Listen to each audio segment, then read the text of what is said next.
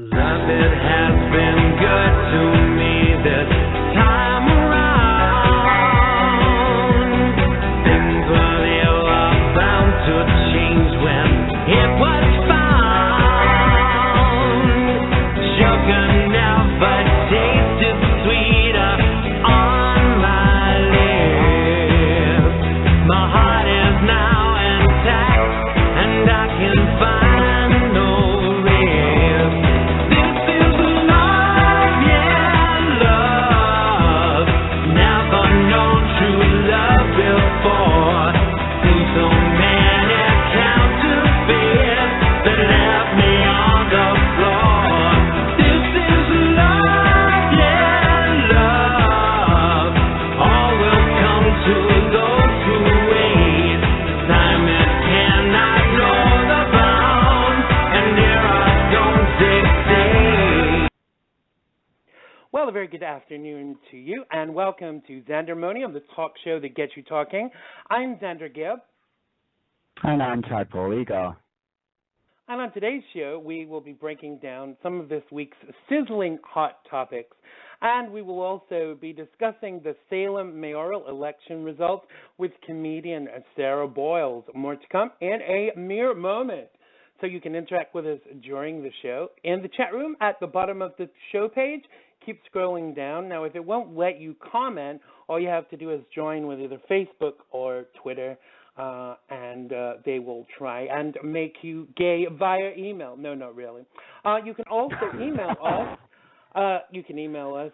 You can call us on 347-884-9061.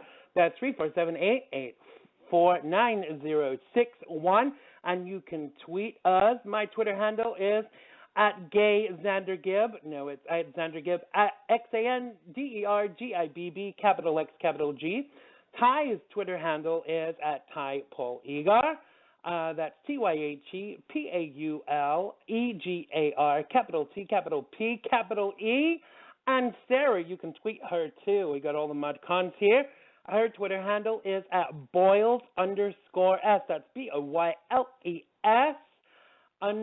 _ and then the letter S, all lowercase. Tweet me or Ty if you are too shy, and we will make your point for you. So how has your week been up to now, Ty? I know from the conversations that I've had with you today, it's been as hectic as mine, if not more hectic. How can we get 3 hours added to each day? This is what I want to know. I don't know, but I've put a request into the universe. Actually, between 3 and 4, that would be acceptable.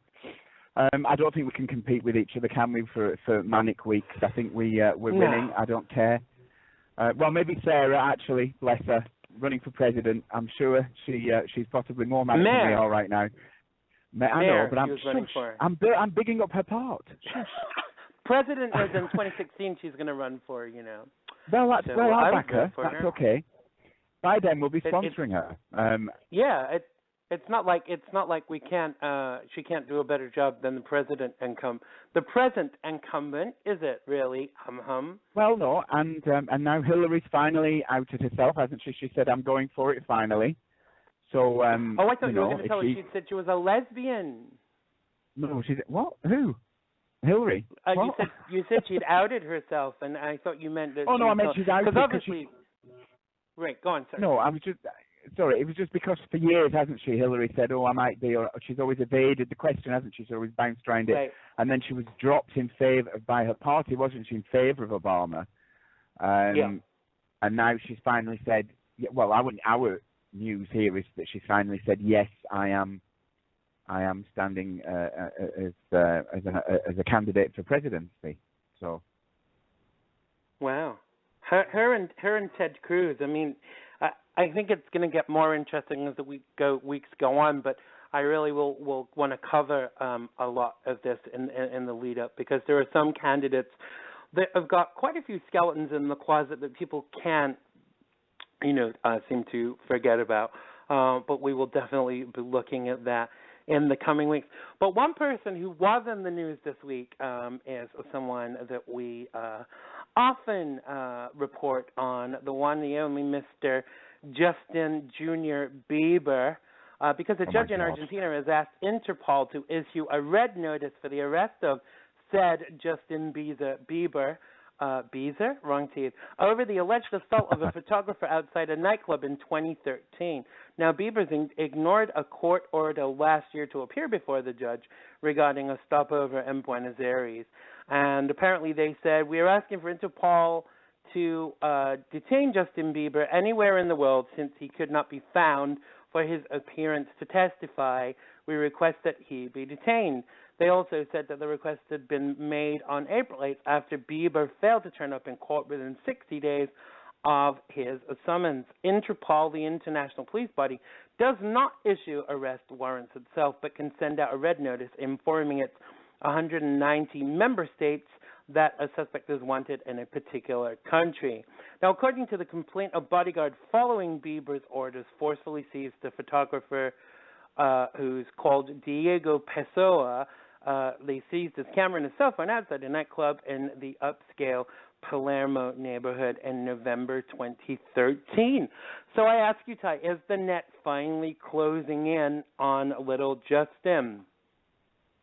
Well, I said spank him and ground him quite a long time ago, but frankly, surely, unless Justin, I can't believe I'm actually going to defend him now, but, well, I'm not really going to defend him, but unless I've had some kind of mental breakdown, which is possible, but if the said security guard grabbed the camera and grabbed the guy, whether Justin Bieber told him to do it or not, surely the guy is responsible, unless Justin was working him with his foot.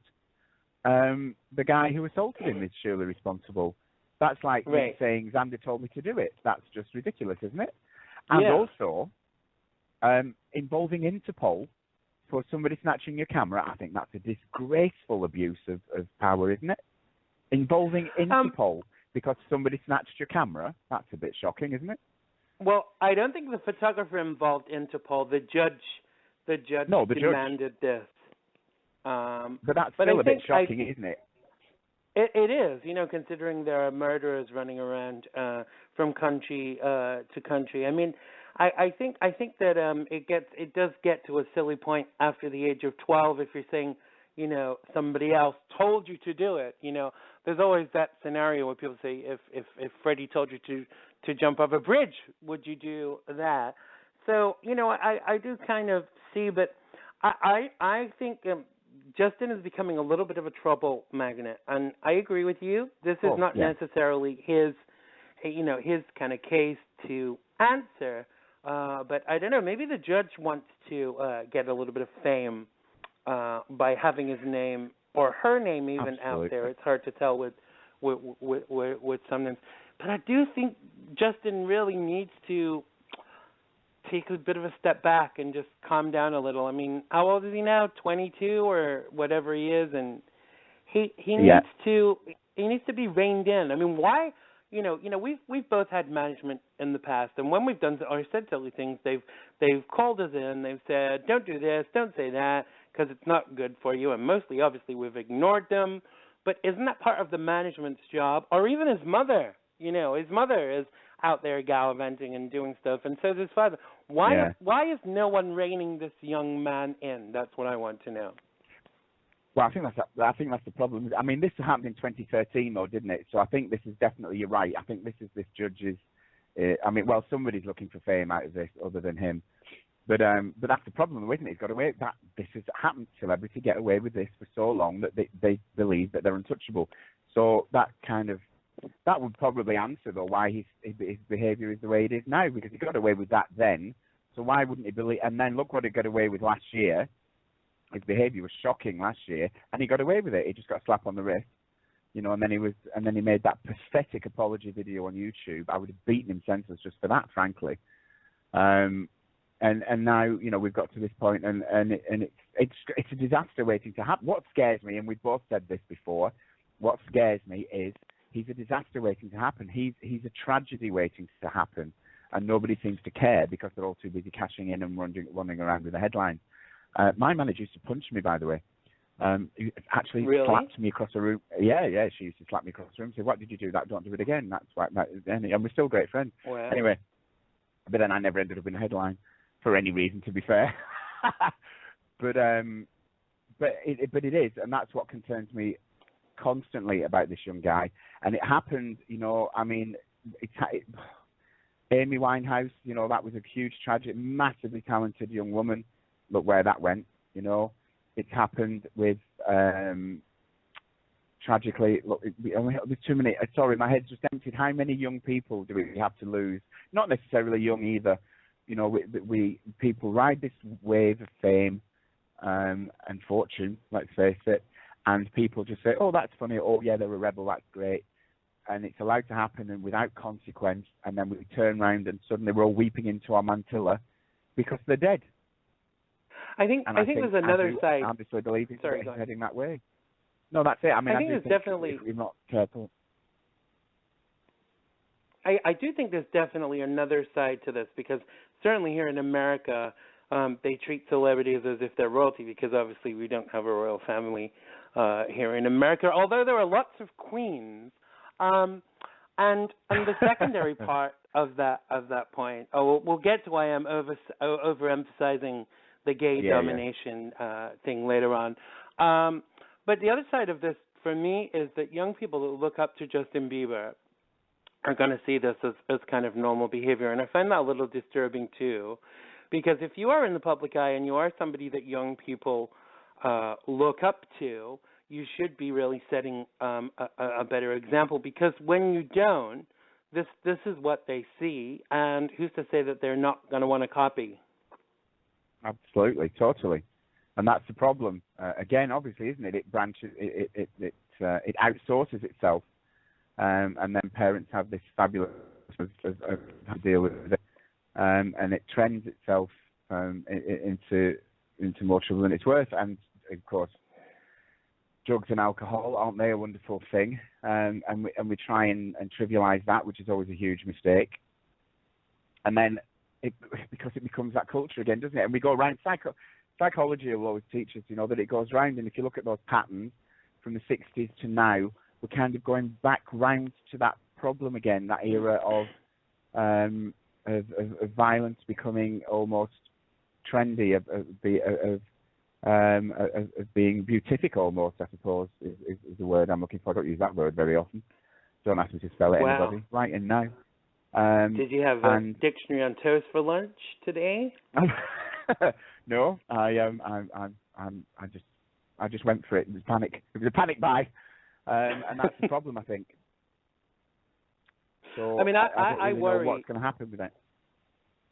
I worry that God forbid, and I'm not wishing this on him, but I worry that we'll wake up one day and they say he's been found dead in a hotel room, or that he's pissed somebody off so much that they've shot him or hurt him or beat him up so badly, because sometimes all the bodyguards in the world are not going to save you.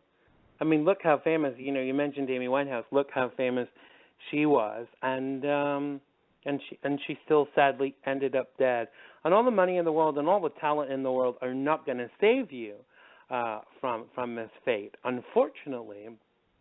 But no, there does come a point. Also, and tragically, the thing about people like Amy Winehouse was as well, she died alone. She right. Next to that bottle of vodka alone at home, and I can't think of a more tragic way to die, when all you've done all your life is want that adoration and that support, and wanted to share your music, particularly with people, Yeah, it is certainly very happy, sad, and I mean, I don't know what the public can do, but I think that sometimes the way to hit people is in the pocket. I mean, stop buying his records, make him clean up his act. And I think that it's imperative that the powers that be stop giving him, the outs to do exactly what he wants. And they should, anything else, they should charge him. They should kick his ass and say, now, come on, you have to start behaving now, because if you don't, we're going to put you in prison. It does not give you free license to do what you please just because you happen to be a celebrity or you've sold a few songs. And I think that there are lots of well-known people out there that need to learn that lesson too, because there are far too many celebrities that feel like they can do exactly what they please. And you can't. You're just the same as any other Tom, Dick, or Harriet on the street, and you should be treated accordingly. Just because you have a hit TV series or an album out or on the TV all the time, that should not place you above the law. No one is above the law, you know? No, absolutely, and I think that's as we're always saying as well. That's the most important message to be sending anywhere to anybody, young or old, but children particularly. But also, I mean, if it turns out with politicians as well, we should be sending that message very strongly to them too. But certainly to young people, there are that's the important message is there are consequences to your actions, not just about legal things. There are consequences to your actions. That is the important thing that everybody should be understanding. That you cannot walk around, you cannot get through life without consequences. And I know that it seems that way, but it's really not. Just because the press only shows the glamour or the devastation, they never show the in between. Or what's really going on. The real message, in life is there are consequences to your actions, and this is what they are, and that's what people need to be seeing. That's what young people need to be seeing, are the real consequences. But then, we have to make sure that those consequences are seen. You're absolutely right, and I think that something you said earlier that I'd like to touch on. You said about it being circular, and it is all very circular. But the concern for me is that, where does that circle end and begin? It's imperative that that other people don't fall into that trap of thinking, well, Justin Bieber can do it, so can I. Because I think your average young person on the street is more fallible than Justin Bieber. Because if little Jimmy Smith down the street did the same things that Justin Bieber did, they would be in prison now without fail. Well, Of course, and I think that's what people don't realize as well is, that's what ambition comes from. People think, they're inspired by people. So why doesn't it occur to them that, of course, that has a negative value? Of course, if you see somebody, I mean, you and I were inspired by musicians. I was inspired by a beautiful opera singer called Mayoral. He was my inspiration to begin singing. I know everybody thinks that maybe Annie Lennox and Tori Wilcox, of course, who were huge influence on me as a young actor, but originally, it was him. So that's in the positive. But of course, then when children see negatives, why wouldn't that become an ambition as well? How do they think people become criminals? As you've just said, they think, well, he got away with that. He can do that. That looks really glamorous. So let's have a go at that. Why do they think people want to become, control gangs or control people's lives? Because it looks appealing. And that's ambition. Ambition works in the negative as well as a positive. So as long as we allow that to seem a positive to somebody's mind, particularly if it's coming from a dark place, then of course it becomes an ambition. Now, I don't understand why that seems so hard for people to understand. I mean, I just wonder why it takes so long sometimes for authorities to actually step in and do something, because they must have advisors too. And they must, district attorneys must be aware of the fact that, they, when they don't prosecute people like Justin Bieber for doing these things, that other people are encouraged more to do that kind of thing. Because if Justin Bieber gets away with it and does it, why shouldn't I, Absolutely. And of course that's how it works. Why wouldn't it? That's the nature of the human mind. We see things, we either want them or we don't, and that's how we react, and that's exactly how we react. That's how we know we want something or we don't.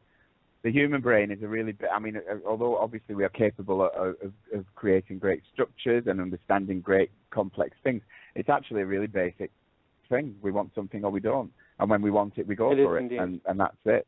We climb that cave at the end of the day. Let's bring them on and see what they think. Hi, you're live on Xandermonium. What's your name and where are you calling from? Xander, it's Sarah. Hi. Hello. You called in a little early, but I called in 2 minutes early. That happened. I'm sorry. It's absolutely fine. What do you? I don't know how much you heard of the conversation we were just having, but we were talking about the fact that authorities are not very good stepping in on people, celebrities, people with names when they do things wrong. We're talking about how this impacts on young people, how it kind of encourages them more to do bad things, because if Justin Bieber gets away with it, why shouldn't I? Yeah. Well, of course, I mean, if their role models are doing it and getting away with it, of course they're going to think it's cool, and they're going to do it. Absolutely. You know? And yeah, Hello, they are Sarah, easier. What? Excuse me? No, it's just me Tyhe, saying hello. did you say? Hi, Tyhe. Me saying hello. Hi. Hello. I was having you run for president earlier, by the way. Were you? Well, that's great. Yeah. Yeah. I feel next year. Yeah. I feel next time I'll be sponsoring you. See, when I've taken over the UK, we're coming over and sponsoring you, and we feel you. That sounds great. I'll do it. Yeah. Cool. Absolutely. Excellent. Sarah for president. So we're going to talk a little bit. Absolutely, me too. We're going to talk a little bit about your recent experiences very soon, but I just want to quickly look at. I don't know if either of you seen this week that Colorado State Representative Gordon Klingenschmidt is predicting a very gay future some of us can only dream of. He's warning that his fellow Christians, that in the next 100 years, 20% of the population will be turned gay, which will happen because gays don't have Jesus in their lives. And without Jesus, they recruit children into their lifestyle. Now, I'm gay, and I have Jesus in my life, so that debunks that theory right off. Now, he also went on to warn that children raised in same-sex marriage households are more likely to be gay, which is further proof that children are being recruited, meaning that in 100 years, if we continue to allow this recruiting effort all across America, all of the children in all of the public schools, if we don't stop this, will be re-educated. Now, is this a good or a bad thing? Now, I don't know. I really don't know how to respond to this first, apart from to say what a bunch of BS. And why do politicians get away with saying this kind of thing? I mean, I was in Trader Joe's yesterday afternoon, and there was this really hot guy stacking shelves. And I stood there and closed my eyes, and I said, abracadabra. But my gay magic didn't work because, we didn't end up home at my place in bed. But let's start with you, Sarah. What's your initial reaction to this? Because there seems to be a great thing in the media lately of attacking the LGBTQ, ABCDEFG community. What do you think about that, Sarah? I think it's ridiculous. I mean, one of the highest suicide rates anywhere in the United States, and I'm sure, other countries, is homosexual teens, bisexual teens, because they don't know how to feel about themselves, and a lot of times they're shunned. So it's really awesome that our politicians think that they're holier than thou and that they can make any assumptions or any judgmental, statements about that lifestyle. They have no idea what the hell they're talking about. And I don't know when I hate to say this, but when I ran for mayor, they said that I wasn't Christian enough. And it's like, when did people forget that we separate church and state, that's a thing? Absolutely. You don't mix. I just don't like when people bring God into politics. I never have. I don't think it's necessary. No, I don't think it should be allowed. And I have to say, but I've got three things that shameless plug here for me, by the way, is exactly what I agree with you, Sarah. You're absolutely right. It's not just the US. PrideVoyager.com, the site I'm the CEO of. The one thing I want to do with that is bring up charities, LGBT charities from across the world together on that site, specifically to help young LGBT people, to give them somewhere to come, because the suicide rates are really high, scarily high across the world. It is. Yeah, because they don't know where to turn. Their families throw them on the streets. They don't know how to deal with their sexuality. They don't know where to turn. They're scared to death, and they take their own lives. It's tragic, and also, so that's one thing I'm heavily involved with and working on desperately at the moment. And I mean, it's slightly, just to move a little bit away from that, but also, can I point out to this pastor and any Christian listening right now, I don't have religion. Well, you call it God, I call it source. I don't have religion. But the idea of a world full of nothing but LGBT people is terrifying to me. It's not a world I want to live in. I'm really, really fond of heterosexual people. Well, exactly. I mean, that's there has to be all kinds to make the world go round. Yes. That's just how it is, and we have to accept each other. But, you were saying, well, I, for instance, I do have God in my life, but not to a point where I ever discuss him in mixed crowds, because I know that I'm not, and it's nothing I try to force on anyone. And if, I have atheist friends, I just have asshole friends. It doesn't matter to me. Whatever you are doesn't matter. And, when you were talking about the suicide rate, I have to go back to that because I mentor teens from my town of Salem, and I'm continuing to do so even though I lost the mayoral race because it was fixed or whatever. But really? No, it wasn't. But I'm still mentoring them. And I have so many teens that come out of the closet to me, and they beg me not to tell their parents, so I don't, because they say either their parents will hit them or their parents won't love them. And, that really puts me in a position. And I try to tell them to go to counseling. Well, Illinois happens to have the shittiest mental health help at all. I mean, we get an F. Whenever they grade our state, we get an F every year. So there's really nothing for these teens. People need to open up their minds and just accept. Are you really going to dislike your child because they're gay? That's such a waste of a life. I don't know. I feel strongly about it. But that absolutely still goes on, and it still goes on here just as much. It's not just as much. I mean, thankfully, it's calmed down here. It's not as bad.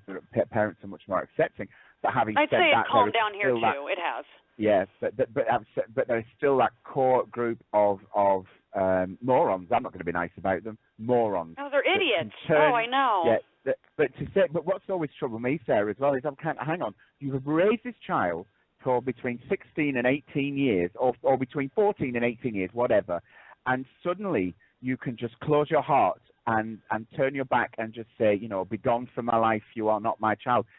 Yeah, well, I question not just the logic. I question that you had capability of love at all. Oh, did you ever even love the child? Exactly. Yeah. And then to not only that, to say to your child that comes out and says, "Listen, I'm gay. I've known for a long time," and then to say to the child, "Well, maybe you'll grow out of it." Well, no, you encourage it. You don't say maybe, because that sounds like it's bad. You say, okay, well, tell me if that's why when I talk to these children, I say, hey, did you meet any boys? Well, I have a few bisexual teens I talk to. That seems to be the most of what I have right now. And I'll say, did you meet any guys or girls today? And, I just make it a regular conversation. I don't make it awkward. I don't know. Right. Because maybe I shouldn't be drinking this beer. But hey, I hope you're sharing. You better have brought enough for all of us, Sarah. No. But what this comes back to for me, just to go back to this politician guy, I have this theory, and I've written a lot about this. About you've heard of trickle down economics. Well, I believe in trickle down hate, and when people at the top. Oh, yeah. You see, I don't have a problem. If you don't like gay people, that's absolutely fine for me. But I don't like idiots and morons who talk bullshit that are in prominent positions. But if you're putting hate out there, and I'm very careful about what I label as hate, but this is quite clearly hate because there's no backbone or no substance to what this guy is saying, and there's no research to accompany it. But what happens is that there are people out there who absolutely there are people out there that are kind of like a few brain cells short of being anything you could term as human, and they hear this and it fuels their hate.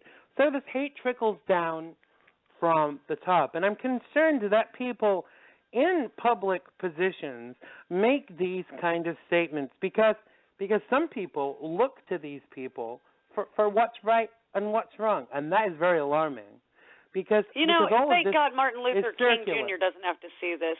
I mean, for how hard he fought for everybody to have human and civil rights, and then look, we're taking a step back again. I mean, since when? He wasn't just concerned for black people, was he? He was concerned. No, he was for equality of all men, and that includes women. That's a blanket. You know, men just means humankind. Yeah. But I mean, it's just all these people that wanted human rights, civil rights, which just means your right as a human to live your life and be happy as long as you're not hurting anyone else. And I don't see how being gay hurts anyone else. And then there's always the people that bash poor people. Like when I was running for mayor, people were saying, but she's not rich.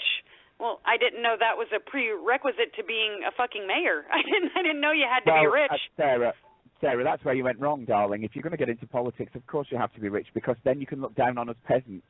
And by the way, can I just say, exactly, that's what it's all about. And I was trying to make a criminal, change. Sarah. Or a criminal. Sorry. Yeah, I mean, if you have definitely, and I don't want to say too much, but if you have a background, no names here. No names, but if you have a background in Southern Illinois, and it's not a good one, you'll make it as mayor. But I mean, and I have no background. I've never been in trouble in my entire life. All I've done is volunteer, charity work, and help. But that wasn't good enough. You know, it's just I tried to make a change, and people are still too ignorant to understand that you'd much rather a regular person as your mayor than you would someone who can't identify with 90% of the population. Absolutely. Because we want to see people in the ruling classes that reflect us, that look like us, that have the same concerns and issues that we do. Because if not, who are they actually representing? Well, they're rich buddies. It is, but over here, I read something over here that was really fascinating, and I thought, the tragedy of this is it's so obviously true. And they did this huge survey of people and how they vote and how they pay attention to politicians when they speak. And the reason that they think, and this was psychologists that did this, by the way, not some moron with a clipboard, and the reason they think that people vote the way they do. This is the UK, by the way. I can't speak, but think about it. It actually makes sense on a global way. The reason they think that we end up with so many idiots in politics that are voted in, I should say, not you, Sarah. By the way, Salem, you made a huge mistake, you idiot. But they think it is because they like people who sound a little bit unsure and don't quite know what they're doing, because it gives them a sense of comfort. But when you are kidding me. That does make sense, especially with what I just went through. Oh, my God. Yeah.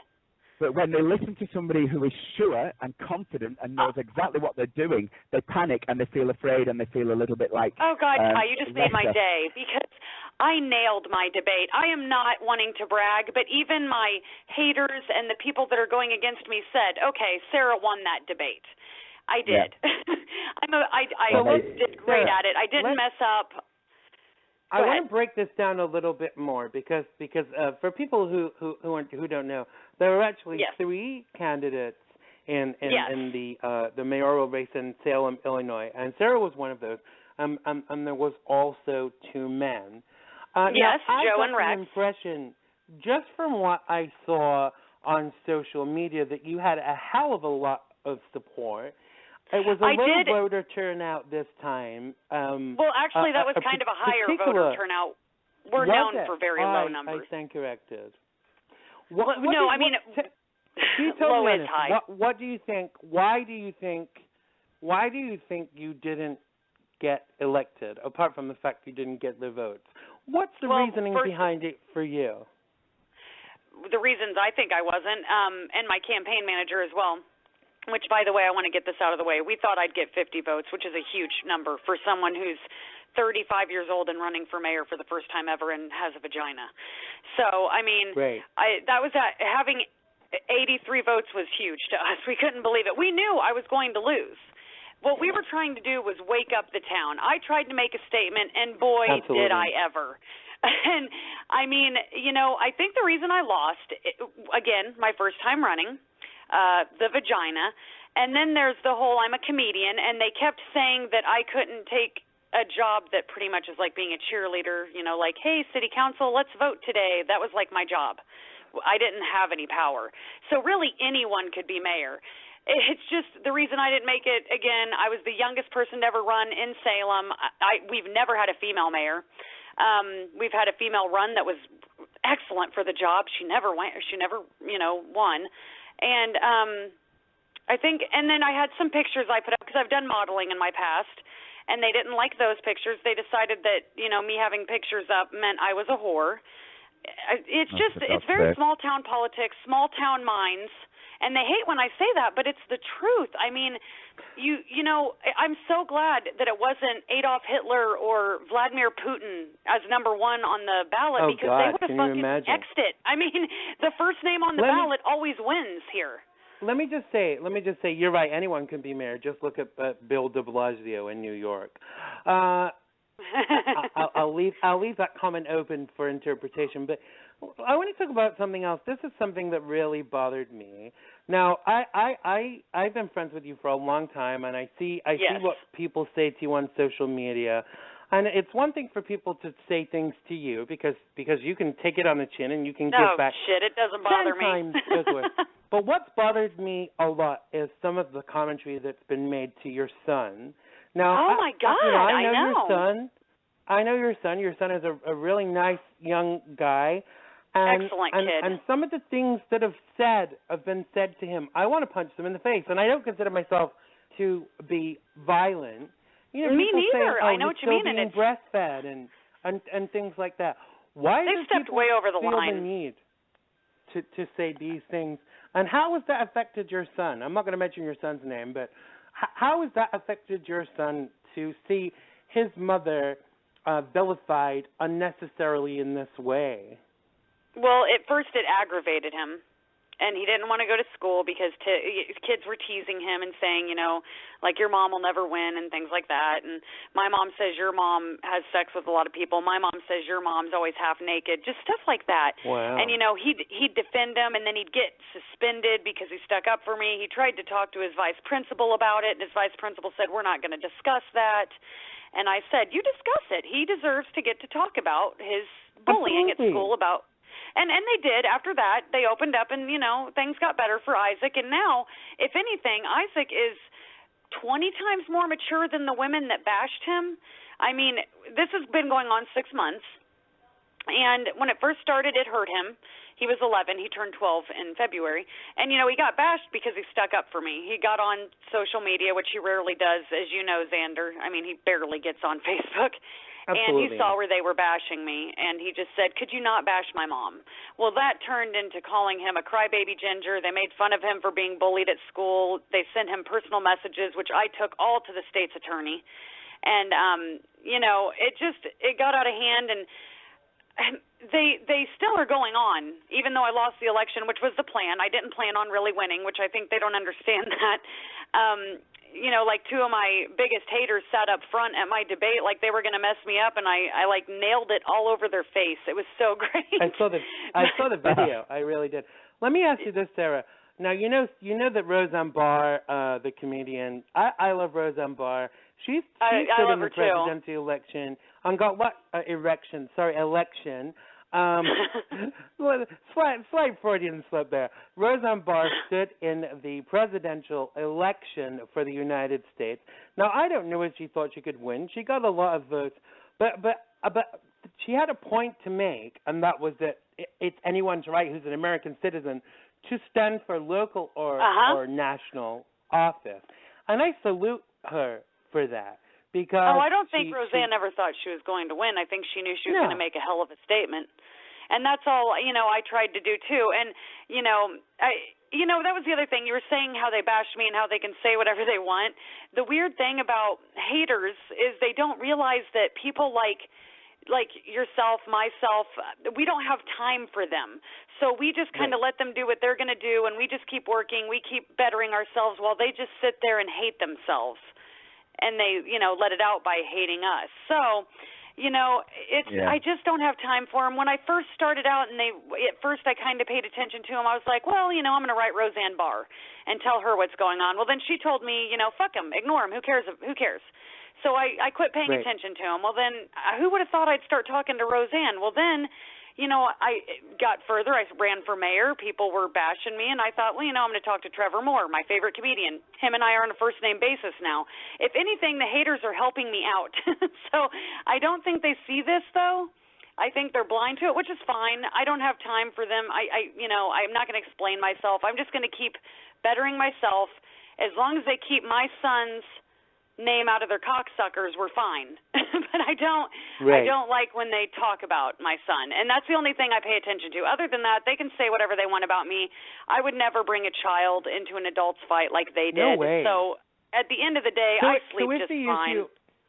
So if the issue was about you standing for local office, because I know that you were attacked even before then, why just a little, not as bad, now?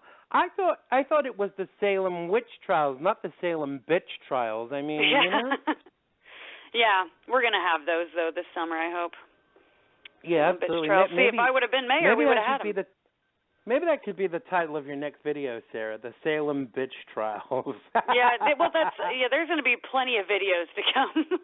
I already made one where I just kind of roasted 3 of my haters, and it pissed off everyone. It's just, if you are going to dish out shit, if you can't take it back, you are the weakest link. I mean, you can't sit there and bash someone when they point out your flaws. You can't cry like a baby about it. Shut up and grow up. I mean, if you're going to throw it out, catch it. Don't be a baby. Yeah, that's the problem with them, though, isn't it? But you're right, it's haters. But that's the point, though, isn't it? I think it's haters that wrote the Bible. To be honest, if you read it, I mean, it's not the message in there that's messed up. It's the people that wrote it. We were talking to Tony last week about a lot of these messed up messages, and I said, well, people were talking about the Indiana bill, that actually did us a favor. But there's a point here, trust me. But the point threaded through that was, well, you can't fall back on a message that actually had nothing to do with you in the first place. But when you look at it, it actually ends up giving you power because these morons have actually no idea what they're spouting. They just throw it out without thinking, and they end up giving us the power. Exactly, and I've tried to say, I'm not going to let them ride my coattails. Like, I could say their names right now and they'd love it because they'd sit there in their little fucking Salem housewives, living room drinking their coffee or whatever and talking about how their husbands don't find them attractive any longer. Yeah. And they'd be like, oh, my God, she said my name. Well, they're not going to ride my coattails. The only reason anyone pays attention to these women is because they say my name. Yeah. And out of I live in a town of 8,000. I have about 20 haters. That's not that bad. Let's hit the nail on the head here, Sarah. The reason that you're getting this level of response, you see, people only attack you for a few reasons: because they're afraid of you, because they want to be you, or because they're jealous of you. And whichever one it is, it's pretty sad that adults are actually stooping to this level. I mean, we've encountered it too, haven't we, Tyhe? Even from fellow artists back in the day who have started campaigns. I've been a prostitute, I've been a drug dealer, I've been all of these things, and there I am writing scripts on a Saturday night. So I'm none of those things. I know. But ultimately, I know exactly what you mean. When you respond, you give them. When you respond, you give them what they were looking for. They're bored. That's they it. You can't let them ride your coattails. No, exactly. You gotta knock them off. Ignore them. That did actually happen to me when I was working in the West End in London, and there was a rival male singer. I used to sing in a completely different style than I do now. I originally started as a blues singer. I've met Nina Simone, whatever, blah blah, 100 years ago. And this other musician, I wish I could use his name, but anyway, told the go on, use his name. Went around the West End and the theatres, etc. That I was a heroin addict. And eventually, I had to prove that I wasn't.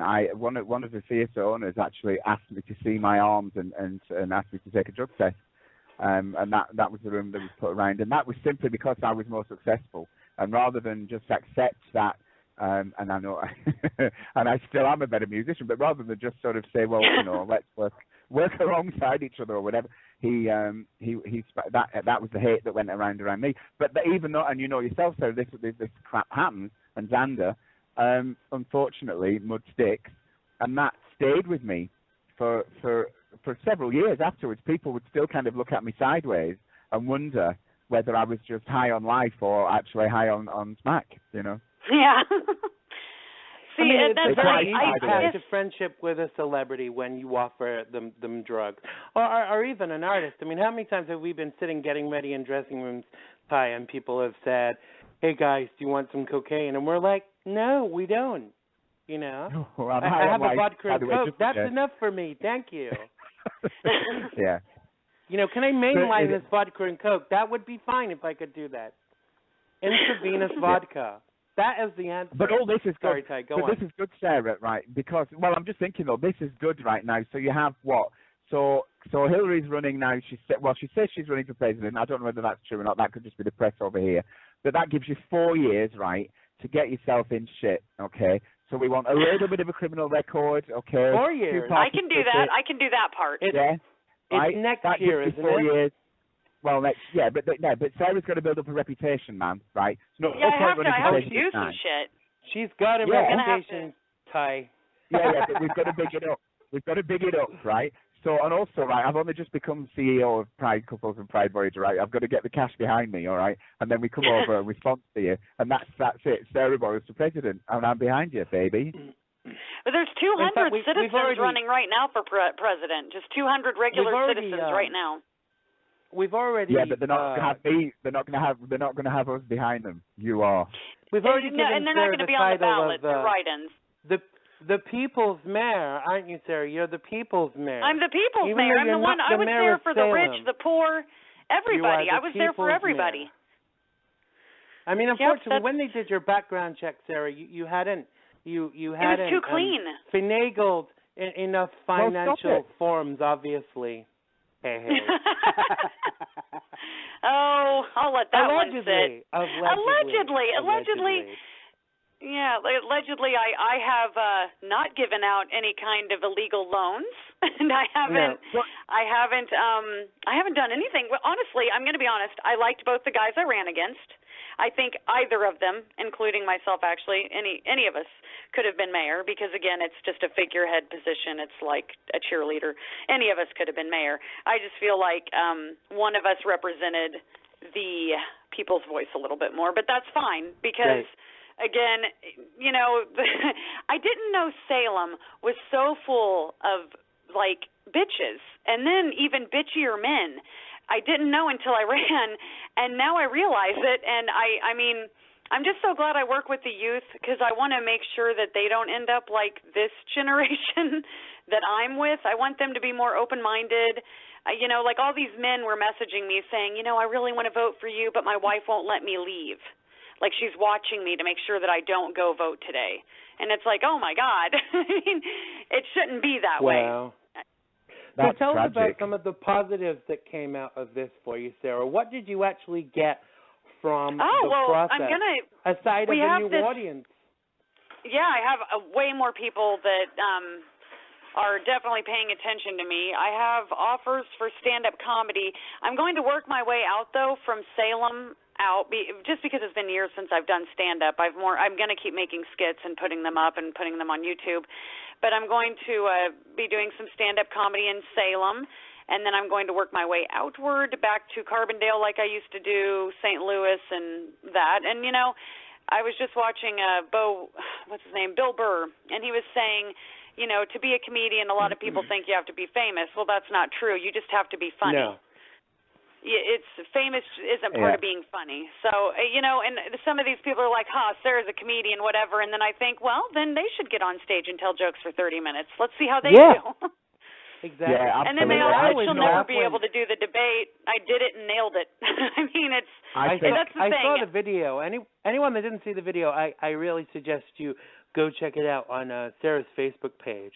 But I have to say, I always found it odd when people referred to me as a comedian. I was like, yeah, I'll take that. I always just thought I was a funny person. And I think when other people say you're a comedian, that's far more that's far better than you saying it yourself, you know? Exactly. Well, when I went campaigning, actually, I was going bar to bar because beer was there, and I could campaign. And, I was going bar to bar, and one of them said, hey, you have free reign here. You can come. We want comedians to come, do your act. We'll have drink specials, pack the house if you want, do whatever you want. Won't cost you a dime and all that. And it was like, oh, wow. I mean, so really running for mayor and losing mayor, which thank God I lost because I'm way more interested in comedy. It was really just to shake things up, and it totally worked. And I think that's what pisses people off the most. But, I can't wait to get back into comedy. We should have gone on the campaign trail with Sarah. Don't you think, Ty? We should have gone on the campaign trail with Sarah. All that free beer, I don't, no, stop it. I don't really drink anymore. But I would have carried, because I think out of everything, I stopped acting at a very early age because I realized, I was like, no, I don't want to do that. I'm a musician. I'm not a musician. I'm a singer and a lyricist, and I used to be a choreographer. But I'll tell you, I think you have the hardest job, Sarah, because I did stand up for about 6 months. I'm a good script writer. I'm an author. But I'll stick to my singing. I think the hardest job I've ever done was stand-up. So I think you have the hardest job. I think stand-up comedy is the most difficult thing I ever did. So I salute you. You have my absolute respect. I think that's the most difficult thing. Thank you. And I appreciate that. I can't sing. dealing with hecklers. Easy. I really that was the hardest thing for me when I first started. When we were working in the West End in London, dealing with hecklers was the hardest thing to begin with, and then I became bitchier than them, which helped. It kind of really did. But I definitely think it's a rare art form. But Sarah, I have to just ask you very quickly: have we turned you gay yet by being on the show? And will you be out looking for women tonight in North Salem? Oh, I haven't stopped looking for women since the first time I was on your show. Oh, so it started back then that you started turning gay then. Because it was the first time, Xander. People are, it was your first time. You were a newbie, were you? I was a newbie on your show, and I was a newbie lesbian that night. And I'm right next to Indiana, so if I'm dead, you'll know why. Absolutely. They killed me. You have rights now in Indiana. You have rights now in Indiana. This is what we were saying this is what gay people don't realize in Indiana. Before this bill came into being, gay people in Indiana had no rights whatsoever. You could be fired from your job because you were gay. When this bill came into being, now you have rights. See, this is where the LGBT community have gone completely crazy, Sarah. They're not paying attention. They're so busy saying you must like me or because you must, which is nonsense. You're entitled not to like me. That's okay. I might not like you. That's a good way to put attention. That. Yeah, But give me my rights. Yeah, absolutely. You're entitled not to like me. That's exactly. Okay. Not everybody has to like. I am so with you on that. Not everybody has to like gay people, or even black people. But they have to give them. Do they like to be called black people? You know what? Doesn't matter because I said it. But no matter what, we have to let them have their rights, of course. And by the way, I don't mind anybody at all, ever. Puerto Ricans, questionable, just kidding. But I'm saying, though, for real, there's no reason to... Here.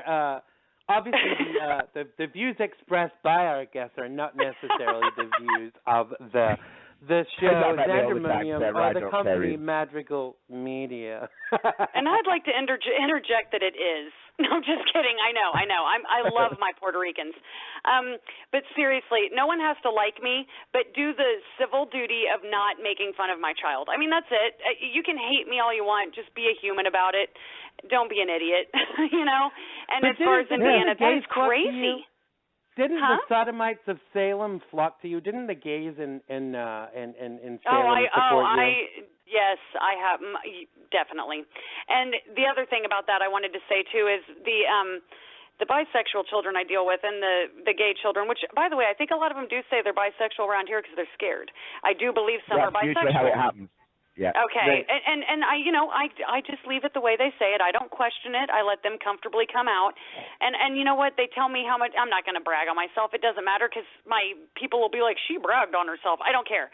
I don't do it for bragging rights. I do it because I love kids, and I had a gay uncle who had to hide that he was gay for so many years, and he died of AIDS when he was 36, and it was one of the saddest fucking things I ever saw. And, I mean, the thing is, these gay children are coming to me, and they're like, hey, if you ever have any bullied kids that you don't have time for, I'll mentor them for you, Sarah. I mean, these are some of the nicest kids, and because I'm in Southern Illinois, they have to hide who they really are, and it just sucks for them. We have so much suicide in town. Isn't it? But do you wonder why they have to hide when there are politicians like this if you knew these people saying things like this? I mean, it's a worry. It really is. Listen, people were afraid that I wasn't Christian enough to be mayor. For God's sake, it made the paper that Joe Hotsey, Rex Barbie, and Sarah Boyles were not Christian enough to run for mayor. All three of us are Christian. I don't know how. Where does it say? Is there a Christian meter? Where was the Christianometer? That's what I was gonna ask. Because I'm Catholic and I'm drinking beer, and I'm pretty sure that's as Catholic as I can get right now. Couldn't you have been a Buddhist and been the mayor? Who says you have to? You can be an atheist and be mayor. It's bullshit for this small town. Oh boy, here I go. The beer's hitting me. You can be criminal and be mayor, obviously. You know, but not be Christian. Separation of the church and state for a reason. What about Christian criminals? You know. Replace everything they said with Muslim, and it would have sounded like a damn terrorist. The rant they went on. Yeah, that's what I'm saying. These fanatical Christians, which is fine. I mean, I'm a Christian. I'm just not fanatical about it.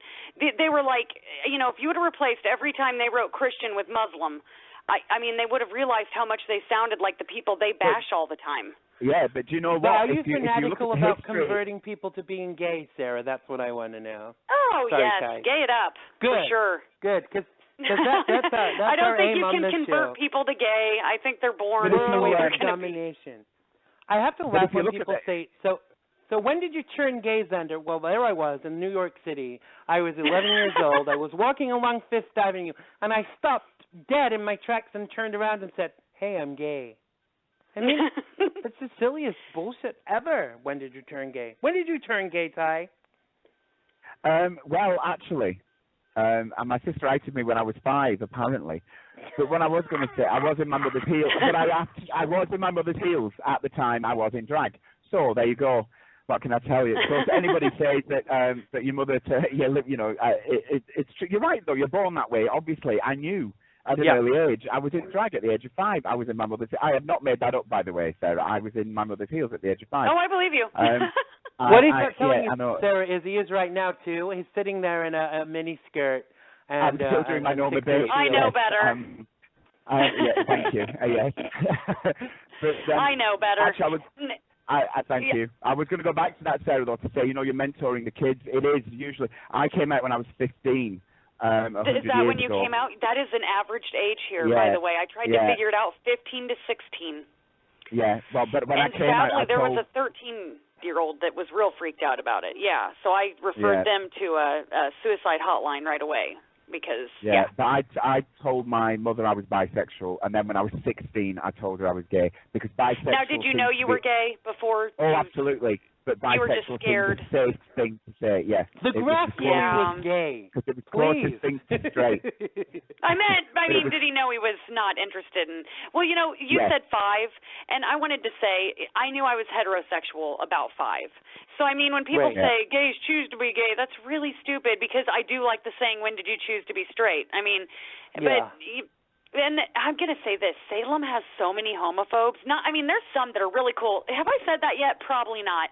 Salem has some really, really cool people in it, okay? And it is a cool city. To end on. Let's send a blessing out to all the haters and homophobes in Salem. We really hope you Well, I hope they can move on with their lives now that I lost. Absolutely. I have. I figured they would. They need to take care of their kids. Tell people. No, absolutely. Get and take care of your kids. Tell people where they can find you on social media, Sarah. Oh boy. Well, this is. Oh, it's at Boyles _S on Twitter. Huh? Yep. It changes every week because every week you have to just put up a photo of a common housefly and they say that it's porn.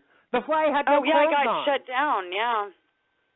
They turned in a picture of my son the day before my election. I got like 500. I screenshot it, like 500 and some reports of my son's picture. It was just his face smiling, being child pornography. Absolutely. And they shut down my account. Well, for now, Sarah, thank you so much for joining us. I'm sure you'll be back with us very soon in the future. Go on, Ty, what? Sorry, I'm following each other. Can I just let you know? What did you say, Ty? You cut out for half a second.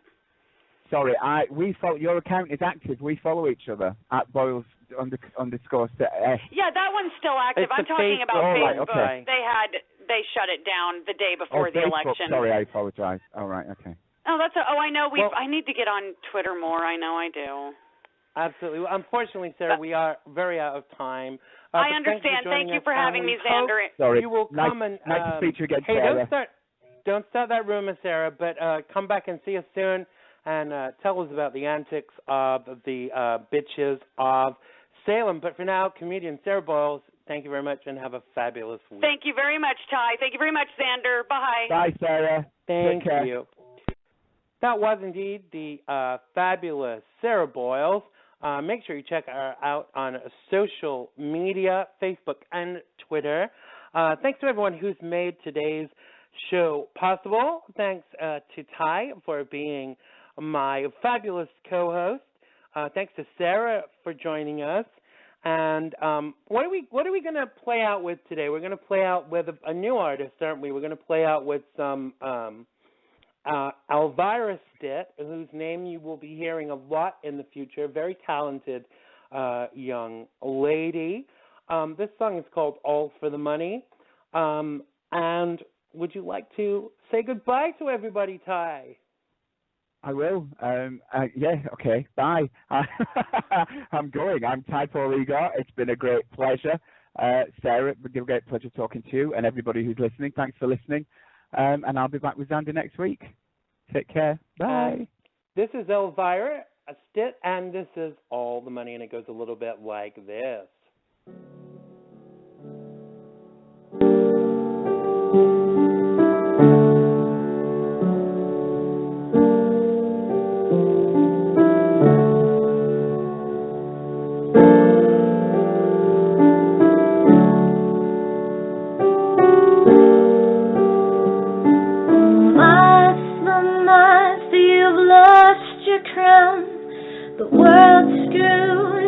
It brings you down, but you know you're the one for me.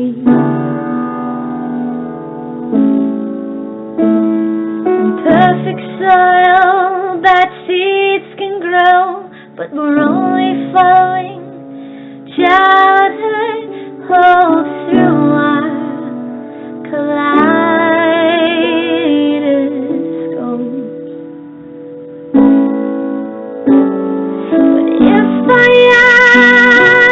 All the money in the world for free, I would buy her, I would buy you, I would buy me.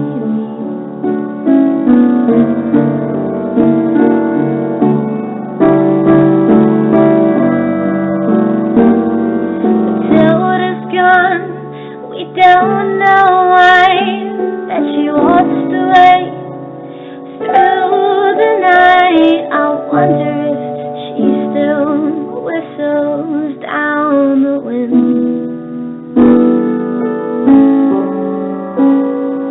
Maybe she did jump into the van, oh, went back to take her father's hand, but that's the day the earth died screaming.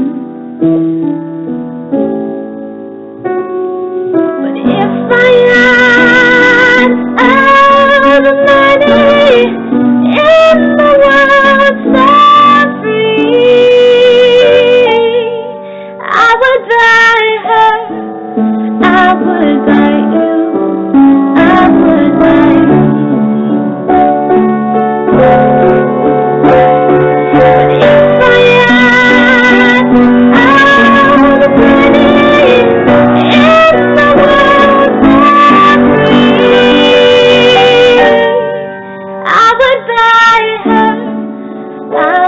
same.